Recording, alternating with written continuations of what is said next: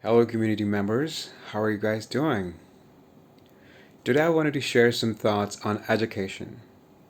A lot has already been commented on about the state of modern education.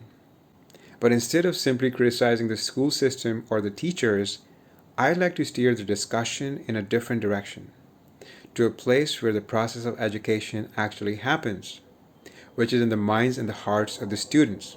Now, I'd say that the purpose of general education is to help the students become independent thinkers and problem solvers. And how does the teacher help?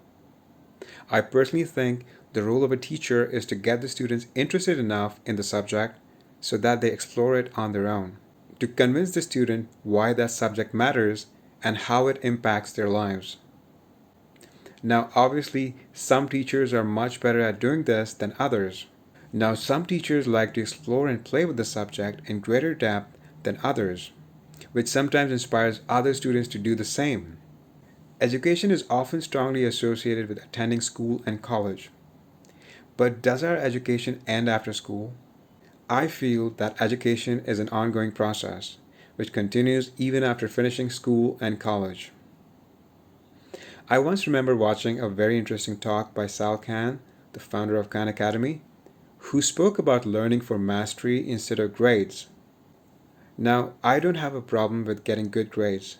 I think reading and writing is an essential part of learning, and being able to generate meaningful output is not a bad proof of learning.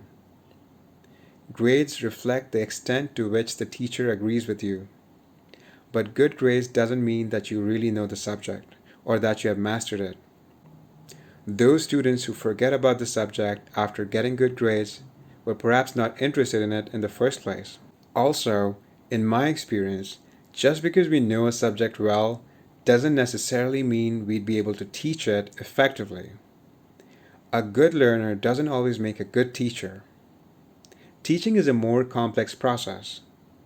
A great teacher reverse engineers what he learns and is able to create that knowledge from scratch in the minds of his students.